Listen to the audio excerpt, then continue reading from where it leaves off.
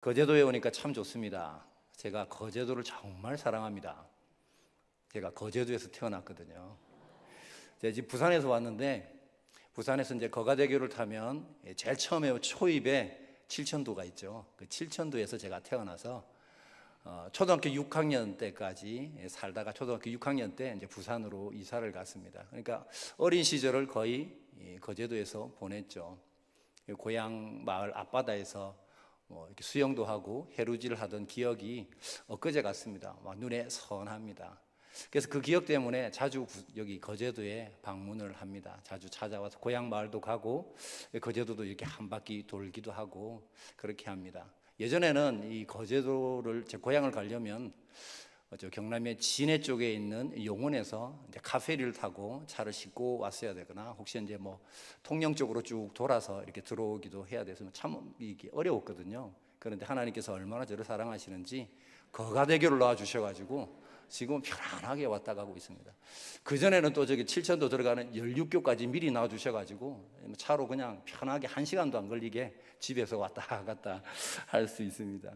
여기 우리 성도님들 중에서는 뭐 거제도에서 처음 태어나서 계속 사신 분들도 계실 거고 또 이런저런 이유로 거제도에 들어와 계신 분들도 있을 겁니다.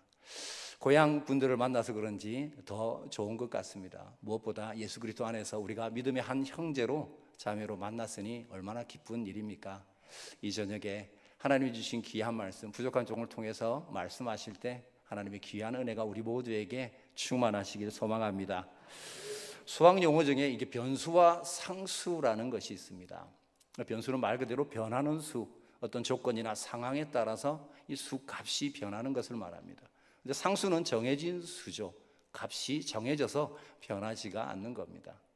예를 들어 보면 x 더하기 3이라는 수식이 있다고 하면 3은 상수입니다. 3이 고정되어 있죠. 변하지를 않죠. 그런데 x는 변하는 값입니다. 1을 넣어도 되고 2를 넣어도 되고 뭐 10을 넣어도 되고 100을 넣어도 되는 것이죠. 중요한 것은 이 변수의 값에 따라서 수식의 값 또한 변하게 된다는 것입니다. 변수에 높은 값이 들어가면 수식의 값 또한 높아지게 될 것이고 변수에 마이너스 값이 들어가면 이 수식의 값 또한 마이너스가 되겠죠. 여러분, 이런 상수와 변수의 관계는 우리 인생에도 그대로 적용되는 것 같습니다. 사람들에게 인생의 목적이 무엇인가 라고 물어보면 대부분의 사람들이 이렇게 대답할 겁니다. 행복하게 사는 것. 여러분, 믿는 사람이든 믿지 않는 사람들은 행복을 쫓아갑니다. 믿는 사람들은 돈을 많이 벌고 성공하고 명예로운 자리에 오르고 나름대로 세상에서 일가견을 이루면 그게 성공이라고 얘기하죠. 그런데 우리 믿는 사람들은 예수님 안에서 참 행복을 찾아가는 것. 방식은 다르지만 목적은 다르지만 어쨌든 우리는 행복을 쫓아갑니다. 그런데 이 행복을 쫓아가는 길이 그렇게 평탄하지는 않는다는 데 문제가 있죠. 수많은 변수들이 우리 인생 가운데 그 인생의 여정 가운데 행복을 쫓아가는 길 가운데 계속해서 찾아온다라는 것이죠. 그런데 문제는 이 변수들이 우리가 예측하지 못하는 시간과 장소에서 계속해서 돌발적으로 일어난다라는 것입니다. 그래서 이 변수를 대체하기도 그리고 이 변수를 극복하기도 참 힘들다라는 것입니다. 제 모교회가 부산에 있는 구덕교회라는 곳입니다. 그곳에서 함께 신앙생활을 했던 한 친구가 있는데 이 친구가 이제 졸업을 하고 은행원으로 근무를 하고 있습니다. 지금도 일을 하고 있습니다. 그런데 한 40 초반에 이 친구가 집에서 쉬고 있는데 심근경색이 온 겁니다. 가만히 있는데 통증이 오기 시작하더니 너무 통증이 심해져서 이렇게 있다가 죽는 거구나라는 생각이 들 정도로 너무 고통스러웠다고 합니다. 어떻게든 살아야 되겠다라는 생각을 해보니까 그 옆에 보니까 자기 누워있는 주변에 핸드폰이 있었다고 합니다. 그래서 119에 전화를 할까 하는데 갑자기 떠오르는 번호가 하나 있더랍니다. 이 친구가 은행에서 근무하는데 은행에 보면 그 모니터들 홍보용 모니터가 있거든요. 거기 보면 뭐 병원의 뭐 홍보 영상도 나오고 그래서 그때 자기가 늘 보던 영상 중에 뭐가 있었냐 하면 심근경색이나 그리고 심혈관 질환이 일어나면 119에 전화하지 말고 이 번호로 전화해라. 그럼 다이렉트로 전화하면 바로 출동을 해서 응급처치를 한다라는 그 문구가 떠오르더랍니다. 그래서 어떻게 기억이 났는지 그 전화번호가 기억이 나서 거기로 전화를 해서 다행히 골든타임 안에 응급처치를 해서 살아나게 되었습니다. 물론 후유증은 좀 있었지만 열심히 재활을 하고 건강을 회복해서 지금은 열심히 잘 살고 있습니다. 여러분, 이 친구에게 이 사건은 인생의 큰 변수가 되었습니다. 이 친구에게 늘 열심히 살고 치열하게 살고 가족을 위해 부양하고 나름대로 높은 자리에 지점장에 오르고 이런 것들이 인생에 계속해서 목적이었습니다. 그런데 이 사건을 겪고 나니까 가장 중요한 게 뭘까요? 건강인 거죠.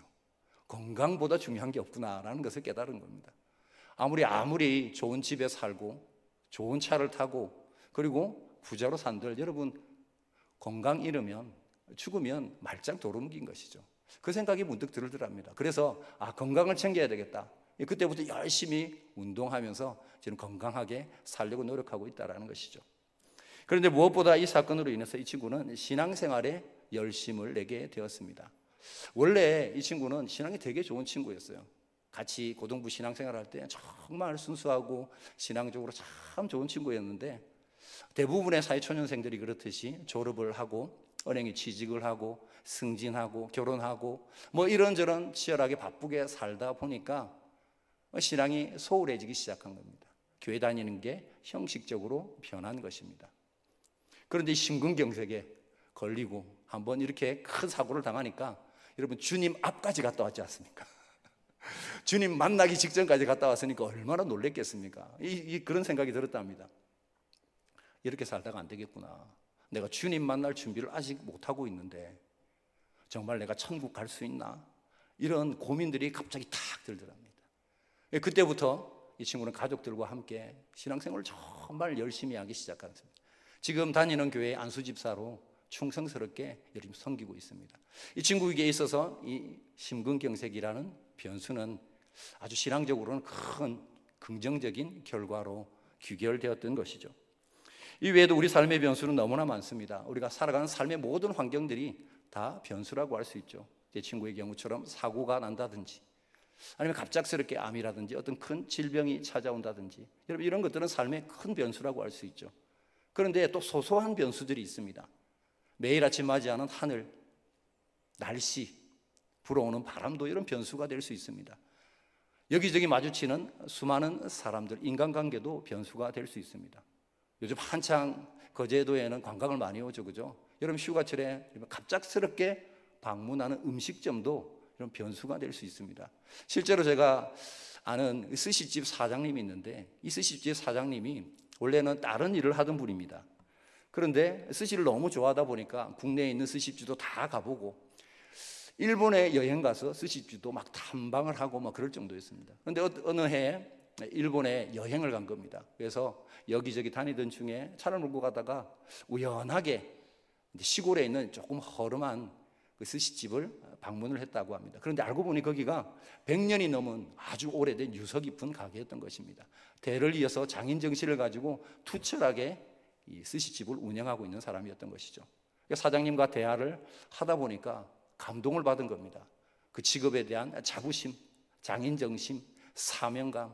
야, 어떻게 이렇게 살 수 있지? 100년이 넘는 기간 동안 대를 이어서 할 수 있지? 이런 생각을 하면서 감명을 받은 겁니다. 그럼 이 사람이 어떻게 했을까요? 다니던 직장 그만두고 일본에 보면 유명한 요리 학교들이 좀 있습니다. 거기에 등록을 해서 공부를 하고 그래서 한국에서 스시집을 개업해서 살고 있습니다. 여러분, 여행 가서 우연하게 들렀던 이 음식점이 삶의 변수가 되어서 완전히 삶의 방향을 바꾸는 이런 경우들도 생긴다라는 것입니다. 여러분, 이처럼 우리가 살아가는 시간과 공간, 삶의 모든 환경들은 다 변수가 되는 것입니다. 오늘 제가 여기에서 강사로 왔습니다. 이 시간이 저한테도 변수가 될 수 있고 여러분들에게도 변수가 될 수 있습니다.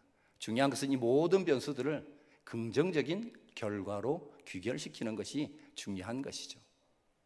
여러분, 우리 신앙에도 마찬가지입니다. 우리가 예수 그리스도를 믿고 신앙생활하면서 믿음의 길을 걸어가는 도중 수없이 많은 신앙의 변수들이 찾아옵니다. 그 변수들은 앞에서 제가 말씀드린 제 친구의 경우처럼 긍정적인 결과로 귀결되기도 하지만 때로는 많은 경우 부정적인 결과로 귀결되기도 한다라는 것이죠. 다양한 사고와 질병은 믿음이 연약하게 만들고 낙심하게 만들기도 한다라는 거죠. 그러면서 하나님에 대한 의심까지 들게 되는 경우들도 생기죠.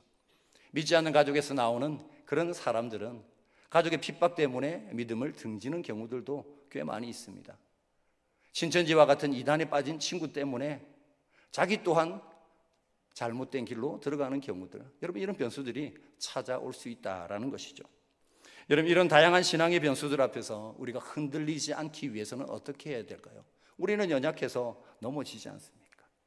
그러면 이런 다양한 수많은 신앙의 변수들 앞에서 우리가 흔들리지 않고 끝까지 믿음의 길을 경주하기 위해서는 어떻게 해야 될까요? 그것은 바로 우리를 흔들리지 않도록 붙잡아줄 우리 인생의 상수가 있어야 되는 것이죠. 여러분 그 상수와 같은 존재가 누굽니까? 바로 예수 그리스도. 예수 그리스도만이 우리 인생의 상수가 될 수 있는 것이죠. 히브리서 13장 8절의 말씀처럼 예수님은 어제나 오늘이나 영원토록 동일하신 분입니다. 태초를 창조하시고 태초부터 천지를 창조하시고 모든 인류의 역사를 경영하시고 우리 인간의 삶을 가장 선하게 인도하고 계신 그 신실하신 변하지 않으신 선하신 하나님 우리 주님을 의지하며 그 상수이신 주님을 붙들 때 여러분 우리의 신앙에 어떤 변수가 찾아와도 우리는 믿음의 길을 끝까지 경주할 수 있는 것입니다. 여러분 본문의 주인공이 사도 바울의 삶이 바로 이를 잘 보여주고 있습니다. 사도 바울은 다메섹으로 가는 도중에 예수 그리스도를 만나고 난 이후에 그 삶이 완전히 바뀐 사람이죠. 예수님을 믿는 사람들을 잡아 죽이려고 가던 그 사도 바울의 삶이 예수님을 만나고 어떻게 됐습니까? 예수님을 위해 죽는 사람이 되었습니다. 교회와 성도들을 핍박하는 이 사도 바울의 삶이 예수님을 만나고 나서 어떻게 해요? 복음 때문에 복음으로 인해서 핍박을 즐거워하는 삶으로 바뀌었다는 것이죠. 무엇보다 사도 바울은 예수님을 만나고 난 이후부터 복음을 전하기 위해서 평생을 노력했던 목숨까지도 아끼지 않고 복음을 위해서 살았던 사람, 그게 바로 사도 바울의 삶이었습니다. 그런데 여러분 이 사도 바울의 삶이 그냥 평탄했는가? 그것이 아니라는 것이죠. 사도 바울은 3번에 걸친 선교 여행을 통해서 아시아와 유럽 곳곳에 복음을 전하고 수많은 곳에 교회를 세웠습니다.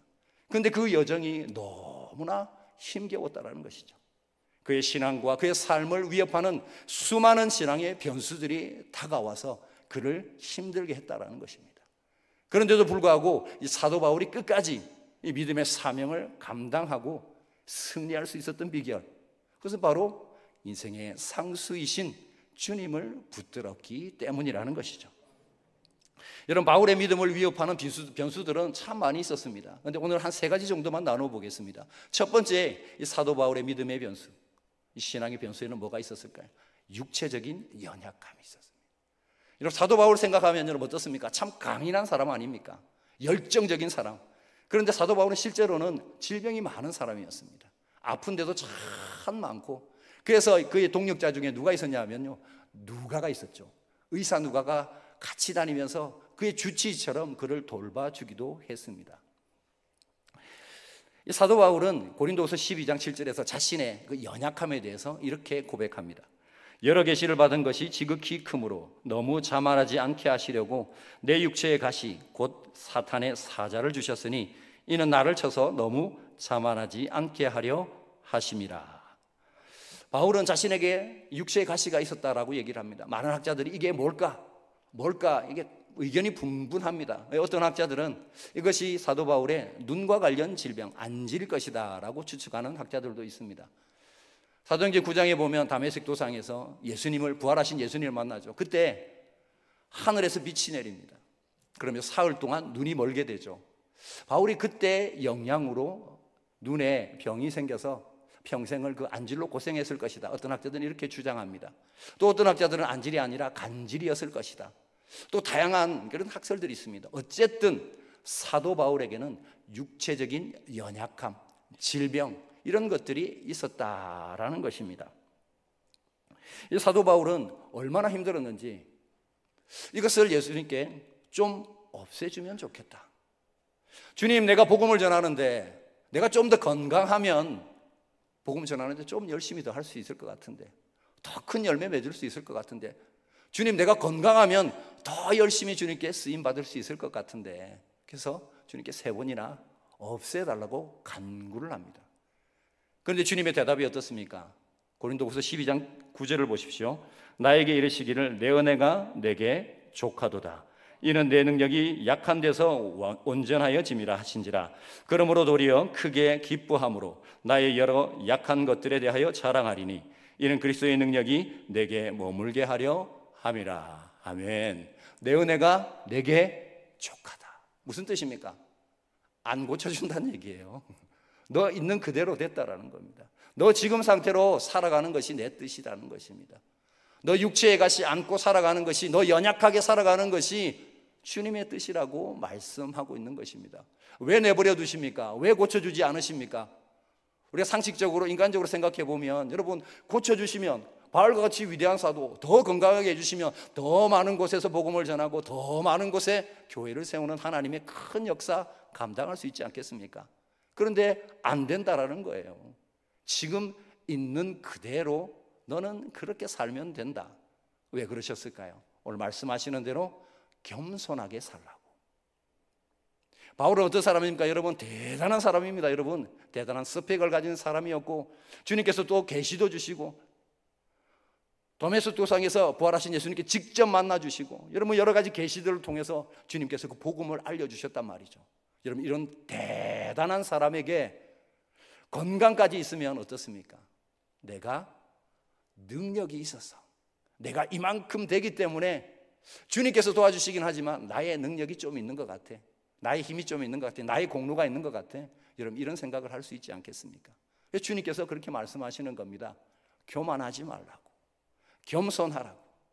바울아, 네가 하는 모든 사역은, 네가 하는 모든 사역의 열매들은 다 내가 하는 것이다. 너의 연약함을 통해서 내가 열매 맺는 것이다. 그러니 바울아, 너는 그 연약함 그대로 나만 붙들어라. 그럼 네가 가는 곳곳마다 복음의 열매가 맺힐 것이고, 네가 전하는 선포하는 입술의 열매가 풍성하게 맺어질 것이다. 여러분, 이렇게 말씀하셨다라는 것이죠. 사도 바울은 주님의 뜻을 알고는 더 이상 간구하지 않았습니다. 그러면서 있는 그대로, 자신의 연약함 그대로 오직 주님만 붙들었다는 것이죠. 상수이신 예수님, 자신에게 능력 주시는 예수님, 연약하지만 자신을 통해 말씀하시고 역사하시고 열매 맺게 하시는 우리 상수이신 주님만을 붙들었을 때 육체의 연약함, 이 인생의 변수는 아무런 의미가 없었다라는 것입니다. 사랑하는 여러분, 우리 또한 마찬가지입니다. 우리 모두 연약함을 가진 존재들이죠. 저도 그렇고 여러분들도 마찬가지입니다. 질병을 가지신 분들도 있고, 사고를 통해서 장애를 가지신 분들도 있고, 요즘은 우울증이나 여러 가지 정신적인 질병을 가진 사람들도 많습니다. 여러분, 상대적인 질병이라는 게 있어요. 상대적인 연약함. 이게 뭐냐면, 다른 사람과 비교했을 때 내가 연약해 보이는 거, 다른 사람과 비교했을 때 나의 처지가 약해 보이는 거, 난 이거밖에 안 된다라는 그런 열등감. 여러분, 이 모든 것들이 우리가 가지고 있는 연약함들이다라는 것입니다. 그런데 오늘 주님께서는 말씀하십니다. 너의 연약함 있는 그대로 내가 사용하겠다. 너의 약함 그대로 사용하겠다. 너의 연약함을 통해서 내 능력을 드러나겠다. 너의 연약함을 통해 내 영광을 드러내겠다. 그러니 여러분, 낙심하지 마십시오. 지금 있는 모습 그대로 주님께 드리시기를 소망합니다.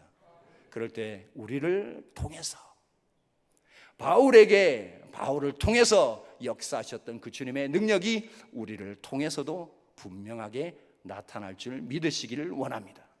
그럼 우리에게 있는 연약함, 우리에게 있는 아무것도 아니다라는 열등감들도 오히려 주님의 영광을 드러내는 도구가 될 수 있는 것입니다. 사랑하는 이 신영교회 우리 청년 여러분, 또 우리 성도 여러분, 우리의 연약함 그대로 주님께 드리십시오. 그러면 이 연약함을 통해 주님의 역사, 주님의 영광, 주님의 능력이 드러나게 되실 것입니다. 우리는 그 주님, 신앙의 상수이신 주님만 붙들면 되는 겁니다. 그러면 이겨낼 수 있는 것이죠. 바울의 믿음을 위협하는 두 번째 변수는 무엇이냐면 바울의 대적자들입니다. 바울을 비방하고 공격하는 사람들. 바울은 다메섹으로 가는 길에 부활하신 예수님을 직접 만났습니다. 영적으로 만났죠. 그리고 거기에서 사명을 받았습니다. 그런데 실제로 예수님이 살아계실 때 살아계신 육신으로 가시는 예수님을 만난 적은 없어요. 예수님께 직접 선택받지도 못했고 예수님의 가르침을 12제자들처럼 직접 받지도 못했습니다. 그러다 보니까 문제가 뭡니까? 이게 큰 약점입니다. 바울을 대적하고 비방하는 많은 사람들은 바울의 이 약점을 공격하는 겁니다. 아니, 너는 예수님을 직접 만나지도 못했고 예수님께 선택받지도 못했고 예수님의 가르침을 직접 받지도 못했는데 네가 가르치는 복음이 진짜인지를 어떻게 알아? 너는 사도가 아니야. 계속해서 비방하고 공격했다라는 것입니다. 그래서 사도 바울은 가는 곳곳마다 자신의 이 사도권을 계속해서 변증하기 위해서, 변명하기 위해서 얼마나 노력했는지 모릅니다. 여러분, 지금도 신천지와 같은 이단들이 여러분 교회를 어지럽히고 있죠. 그런데 초대교회부터 시작해서 교회가 세워질 때, 복음이 증거되고 교회가 세워지는 모든 과정, 교회가 세워질 때마다 거짓 교사들이 들어와서 복음을 훼손하는 겁니다. 예수 그리스도를 믿는 믿음으로 말미암아 온전히 구원받는다, 그 십자가 복음을 바울이 전해놓고 가면 거짓 교사들이 들어와서 아니야, 할례도 받아야 돼, 율법도 행해야 돼, 이 모든 것들을 다 지켜야 온전한 구원을 얻을 수 있어, 이런 잘못된 복음들로 성도들을 꿰어내는 겁니다. 그러면 진짜 복음에서 떠나게 만드는 것이죠. 바울은 계속해서 이와 싸웠던 것입니다. 바울의 대적자들은 계속해서 이렇게 얘기합니다. 그 복음은, 전해준 복음, 그 전해준 사람이 누구냐? 바울 아니냐? 봐라, 바울은 예수님 만나지도 못했고 그 복음 예수님께서 직접 가르쳐준 것도 아니다. 이렇게 계속해서 공격했다라는 것이죠. 갈라디아 교회도 마찬가지입니다. 이런 일들이 참 많이 있었습니다. 거짓 복음으로 이 성도들이 꿰어서 복음에서 자꾸 떠나고 있으니까 이 바울이 얼마나 마음이 아팠는지 모릅니다. 그러면서 자신은 예수님께서 직접 불러주신 사도라고 그렇게 주장하면서 사람들에게, 그 갈라디아 성도들에게 이렇게 이야기합니다. 갈라디아서 1장 11절 12절 형제들아, 내가 너희에게 알게 하노니 내가 전한 복음은 사람의 뜻을 따라 된 것이 아니니라. 이는 내가 사람에게서 받은 것도 아니요 배운 것도 아니요 오직 예수 그리스도의 계시로 말미암은 것이라. 아멘. 바울은 오직 주님께서 나에게 보여주신 것이다. 내가 배운 것도 아니고 내가 어떤 지식으로 깨달은 것도 아니고 오직 이것은 주님께서 나를 만나주시고 나에게 계시로 주신 것이다. 그러니 진짜 복음이다 라는 것을 강조했던 것입니다. 그러니 너희들이 올바른 복음, 믿음으로 말미암아 구원받는 그 십자가 복음만을 붙들라고 계속해서 강조했던 것이죠. 여러분, 사도 바울은 이렇게 계속해서 대적자들의 공격 때문에 얼마나 힘들었는지 모릅니다. 그가 하나님의 부르심을 받을 때까지 끊임없이 한시도 그 대적자들의 공격에서 벗어날 수가 없었다라는 것이죠. 그러면 어떻게 이런 대적자들의 공격 속에서도 사도 바울이 자신에게 주어진 사명을 끝까지 완수할 수 있었을까? 그 비결이 무엇일까? 그것은 바로요, 아이러니하게도 다메섹 도상에서 부활하신 예수님을 만난 확실한 경험이 있었기 때문에 그래요. 확실히 만났으니까 포기할 수 없는 거예요. 아무리 다른 사람들이 너 아니야 아니야라고 해도 내가 만났는데, 예수님께서 나를 찾아와 주셨는데, 나에게 계시를 주셨는데 어떻게 이걸 포기할 수 있냐는 거죠. 부활하신 주님을 만난 그 확신이 있기 때문에 포기할 수 없는 겁니다. 주님께서 나를 만나주시고 이방인의 사도로 불러주시고 사명을 주셨음을 확신하고 있기 때문에 포기할 수 없는 겁니다. 사도행전 9장 15절은 이 사도 바울의 사명에 대해서 이렇게 이야기를 합니다. 주께서 이르시되 가라, 이 사람은 내 이름을 이방인과 임금들과 이스라엘 자손들에게 전하기 위하여 택한 나의 그릇이라. 아멘. 여러분, 이 만나주심과 그 체험과 사명에 대한 확신이 있는데 어떻게 포기할 수 있습니까? 아무리 대적자들이 너 아니야 아니야 라고 해도 포기할 수 없는 거예요. 왜? 나는 확실하니까. 복음에 확실하니까. 여러분, 현대사회를 가리켜서 포스트 모더니즘 시대라고 이야기를 하죠. 다양한 특징들이 있습니다. 가장 우려스러운 것이 무엇이냐면 이 시대에 절대 진리가 해체된다는 것입니다. 여러분, 절대 진리가 무엇입니까? 우리 기독교에서 성경이죠. 예수님의 말씀. 여러분, 포스트 모더니즘 시대의 가장 큰 특징이 무엇이냐면 다원주의입니다. 우리는 예수님만으로 구원받는다라고 얘기를 하죠. 그런데 세상은 무엇이라고 얘기합니까? 기독교뿐만 아니라 이슬람에도 구원이 있고 불교에도 구원이 있고 힌두교에도 구원이 있다는 것이죠.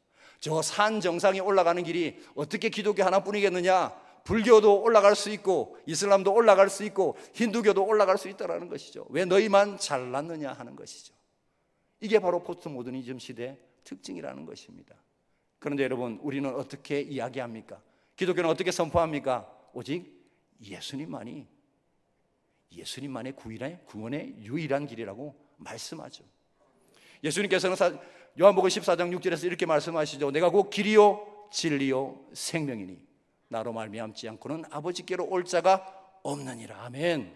여러분, 사도행전 4장 12절에 이렇게 말씀하시죠. 다른 이로서는 구원을 받을 수 없나니 천하 사람 중에 구원을 받을 만한 다른 이름을 허락하신 일이 없다라고 분명하게 말씀합니다.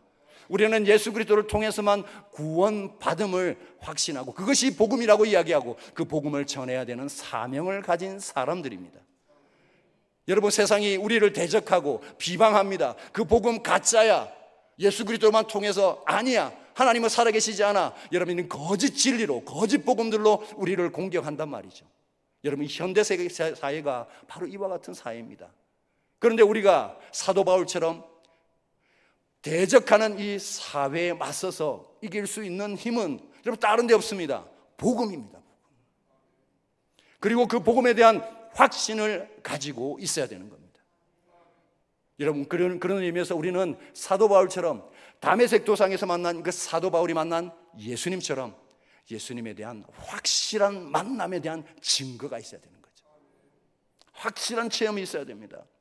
머리로만 아는, 지식으로만 아는, 성경 속에만 아는 하나님, 주님이 아니라 인격적으로 체험한 주님, 내 삶에 실제로 매일매일의 삶에 동행하시는 주님. 여러분, 그 주님에 대한 확신이 있을 때 우리는 어떤 대적의 공격에서도, 세상의 그 어떤 핍박 속에서도 견뎌내고 이겨내고 결국은 승리할 수 있는 것입니다. 사랑하는 여러분, 바로 이와 같이 복음을 붙드시기를 원합니다. 그리고 복음을 주신 예수 그리스도를 확실하게 만나고 그 체험하는 신앙 안에서 매일 주님과 동행할 때 여러분, 우리는 어떠한 변수 속에도 흔들리지 않는 믿음의 길을 걸어갈 수 있는 것입니다. 마지막으로 세 번째요, 바울의 믿음을 위협하는 신앙의 변수는 복음으로 인한 고난과 핍박이었습니다. 바울을 한마디로 이렇게 얘기할 수 있습니다. 고난의 아이콘. 고난의 아이콘. 여러분, 사도 바울이 고린도후서 11장에 보면 자신이 다양한 고난을 받은 것에 대해서 막 열거를 하고 있습니다. 그런데 사도 바울을 가장 괴롭힌 사람들이 누구였을까? 아이러니하게도 동족인 유대인들이었습니다. 사도 바울은 선교 전락이 가장 먼저 가는 어느 곳에 도착을 하면 회당에 도착을 합니다. 회당에 가서 자기 동족들에게 복음을 증거합니다. 왜 그랬을까요? 일단 먼저 성경에서 이스라엘에게 먼저 복음, 그리고 이방인에게 복음, 그리고 가장 효과적인 방법이었거든요. 왜냐하면 유대인들은 구약 성경을 다 알고 있잖아요. 구약 성경에서 말씀하시는 메시아가 예수님이다, 이것만 딱 이해시키면 끝나는 문제였거든요. 그래서 열심히 바울 회당에서 전도하는데 이 유대인들이 안 받아들여요. 오히려 비방하고 모함해서 사도 바울을 괴롭히고 핍박을 하는 것이죠. 1차 선교 여행 때 루스드라라는 지역에서 갔습니다. 그곳에서 사도 바울이 날 때부터 안전뱅이 된 사람을 일으켜 세우는 기적을 행했습니다. 그런데 그곳에 복음을 전하다가 유대인들이 시기하고 질투해서 이 사도 바울을 어떻게 하냐면 선동해서 돌로 쳐서 죽이려고 했어요. 실제로 사도 바울이 죽은 줄 알고 성 밖으로 내다버리는 사건까지 있었습니다. 그러니까 어땠겠습니까? 사도 바울이 사람들이 보기에 죽은 것처럼 여겨졌다라는 거예요. 얼마나 피를 흘리고 얼마나 아팠겠습니까? 2차 선교 여행 때는 빌립보 지역으로 갔는데 거기서 복음을 전하면서 그곳에 유명한 귀신 들린 여종이 있었거든요. 점을 쳐주면서 용한 무당 같은 사람이 있었어요. 그런데 그 귀신에게서, 그 여종에게서 귀신을 쫓아내줍니다. 그런데 그 여종 때문에 돈을 벌고 있던 주인들이 있었던 거예요. 그러니까 이 사람들이 이제 경제적인 수익이 끊어지니까 너무 화가 나는 거죠. 그래서 사람들을 선동해가지고 사도 바울을 핍박을 합니다. 매질을 하고 감옥에 가두게 되죠. 여러분, 이런 말할 수 없는 수많은 고난들이, 복음으로 인한 핍박들이 사도 바울에게 계속해서 찾아왔다라는 것이죠. 여러분, 오늘 우리가 읽은 본문은 바울이 밀레도라는 곳에서 에베소에 있는 장로님들을 초청해서 마지막 고별 설교를 하는 내용입니다. 에베소 교회는 바울이 세 번째 선교 여행을 갔을 때 에베소에서 복음을 전하고 생겨난 교회입니다. 바울은 3년 동안 그곳에 머물면서 복음을 전하고 성도들을 말씀으로 양육하면서 그 어느 교회보다도 정을 많이 붙인 교회, 애정이 많은 교회였습니다. 그래서 이 장로님들에게 자신은 이제 떠나면서 한마디로 이 고별 설교의 내용이 그겁니다. 교회 잘 부탁합니다. 교회 하나님의 은혜 잘 부탁합니다. 복음 안에서 떠나지 않도록 장로님들 겸손과 눈물로 잘 섬겨주십시오. 여러분, 이런 내용들을 계속해서 이야기를 합니다. 그런데 여기 보면 여러분, 에베소에서도 많은 어려움들이 있었습니다. 그런데 여기서 다 끝나고 사도 바울이 어디로 가느냐? 예루살렘으로 올라갑니다. 주님께서 그 예루살렘으로 목적지를 부르셨다라는 것이죠. 그런데 그 길이 어떤 길이냐? 여러분, 오늘 본문 22절 23절을 보십시오. 보라, 이제 나는 성령에 매여 예루살렘으로 가는데 거기서 무슨 일을 당하는지 알지 못하노라. 오직 성령이 각 성에서 내게 증언하여 결박과 환난이 나를 기다린다 하시나. 이런 바울은 성령을 통해서 이미 예루살렘에 자기가 가면 환난과 결박을 당할 것을 이미 알고 있었습니다. 알고 있었다는 거죠. 내가 가서 어떤 어려움을 당할지 이미 성령께서 말씀해 주셨다는 것이죠. 그럼에도 불구하고 예루살렘으로 가겠다라는 것입니다. 실제로 여러분, 예루살렘에 바울이 올라가서 유대인들에게 붙들리고 어떻게 됩니까? 로마로 압송이 돼서 로마로 가서 2년 동안 구금되어서 감옥에서 지냅니다. 여러분, 이런 고난을 당하는 현장으로 사도 바울이 걸어가겠다고 이야기를 합니다. 어떻게 이런 고난 속에서도 묵묵히 걸어갈 수 있었을까? 여러분, 그 답이 어디에 있냐면요, 22절을 한번 보십시오. 보라, 이제 나는 성령에 매여. 성령에 매여 있었기 때문에 사도 바울이, 연약한 바울이 혼자 갈 수는 없는 일입니다.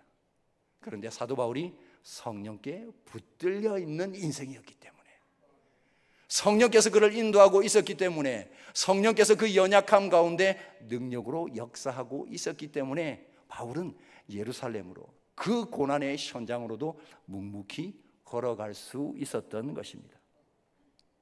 여러분, 이처럼 성령에 붙들린 사람은 고난이라는 변수에 여러분 흔들리지 않습니다. 왜요? 성령께서 능력을 주시기 때문에. 여러분, 초대교회 성도들의 모습을 보십시오. 예수님을, 이 오순절 성령 강림 사건이 일어나기 전에 사람들 어땠습니까? 사도들 비롯한 초대교회 성도들 다 예수님 버리고 도망갔지 않습니까? 자기들도 붙잡힐까 봐 문 꼭꼭 걸어 잠그고 두려워서 숨어있던 사람들이 그 사람들이었어요. 그런데 오순절 성령 강림 사건이 일어나고 어떻게 됐습니까? 자기를 붙잡으려고 앞에 있는 로마 군인들과 유대인들 앞에서도 담대하게 복음을 전했습니다. 그럴 때 어떤 일들이 일어났습니까? 베드로가 설교할 때 3,000명, 5,000명씩이나 되는 사람들이 순식간에 일순간에 회개하고 돌아오는 역사들이 일어났습니다.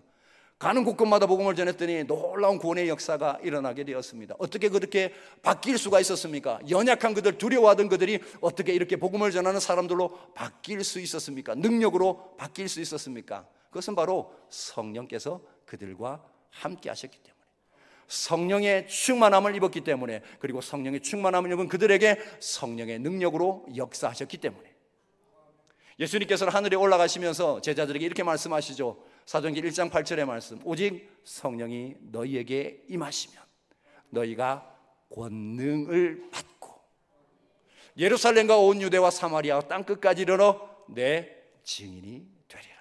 아멘. 오직 성령이 임하시면 뭐라고요? 너희가 권능, 능력을 입는다는 거죠. 너희는 연약하지만 성령께서 너희와 함께 하시면, 너희를 붙드시면, 너희가 성령께 매달리고 붙잡힌 바 되고 매인 바 된 인생 되면 성령의 능력이 너희를 이끌어 갈 것이다. 그래서 사도 바울의 삶을 이렇게 표현할 수 있는 겁니다. 주님께 끌려가는 삶. 주님께 끌려가는 삶. 사도행전 9장에 보면요, 다메섹으로 막 가는, 열심히 열정을 가지고 가는 이 사도 바울의 모습이 나와요. 그런데 부활하신 예수님을 딱 만나고 눈이 보이지 않으니까 정신이 나가 있잖아요. 도대체 이게 무슨 일이야? 그래서 다메섹으로 들어가는데 혼자 갈 수 없으니까 어떻게 해요? 사람들에게 끌려가기 시작해요. 그 내용이 나와요. 사도 바울은 그때부터 끌려가는 인생이 되었습니다. 누구에게요? 예수님에게. 예수의 영인 성령에게. 여러분, 그리스도인의 삶은 바로 이와 같이 끌려가는 삶이 되어야 돼요. 내가 주도하는 삶이 되어서는 안 됩니다. 내가 주인 되는 삶이 되어서는 안 됩니다. 그러면 능력 나타나지 않아요. 내가 주인 되는 삶은 넘어지는 삶이에요. 두려워서 낙심하는 삶이에요. 그런데 연약하지만 우리 주님께서, 성령께서 우리와 함께 하신다면 우리가 끌려갈 때 우리의 삶에는 능력이 나타난 줄 믿으시기를 원합니다. 여러분, 이 고난과 핍박 속에서도 사도 바울이 이런 변수 속에서도 흔들리지 않고 믿음의 길을 갔던 가장 또 다른 이유, 바로 성령의 매인 삶, 붙들려 가는 삶이었기 때문에 그렇습니다. 상수 대신 주님께 붙들려 갔기 때문에. 말씀을 정리하겠습니다. 여러분, 수많은 인생의 변수가 우리의 믿음을 위협합니다. 우리는 연약해서 넘어지기도 하고 낙심하기도 합니다. 여러분, 그럴 때마다 오늘 말씀을 기억하십시오. 우리의 신앙의 상수이신 주님만을 붙든다면 우리는 절대 넘어지지 않고 우리에게 주어진 귀한 사명의 길을 끝까지 걸어갈 수 있다는 것입니다. 사도 바울은 예수님을 만난 이후부터 한 번도 이것을 놓치지 않은 것이죠. 그랬더니 육신의 질병, 연약함이라는 변수조차도, 자기를 대적하는 대적자들이라는 변수조차도, 복음을 인한 다양한 고난과 핍박이라는 변수조차도 아무런 의미가 없었던 겁니다.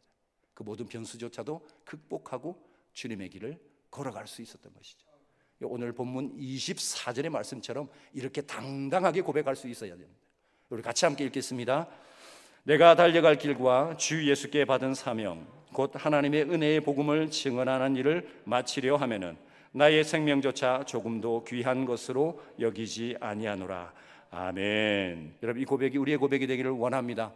이렇게 고백할 수 있는 것은 여러분, 주님을 붙들 때 가능한 거예요. 목숨조차 아끼지 않겠습니다. 주님을 붙들 때 내가 죽는 것도 두렵지 않은 거예요. 왜? 주님께서 우리를 붙들어 주시니까.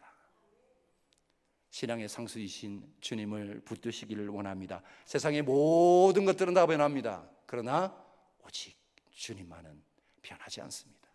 우리를 향한 신실하신 계획을 가지고 계시고 우리가 살아가는 신앙의 길을 끝까지 걸어갈 수 있도록 해주실 것입니다.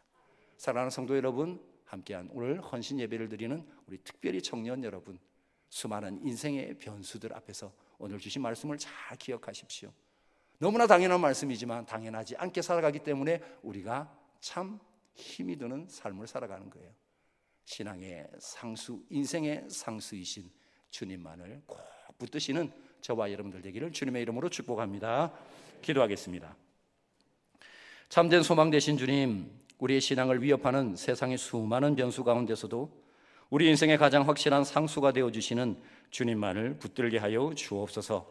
그리하여 바울처럼 어떠한 변수에도 흔들리지 않는 믿음으로 주님의 복음을 전하는 참된 그리스도인 사명자의 삶을 살아가게 하여 주옵소서. 예수님의 이름으로 기도드리옵나이다. 아멘.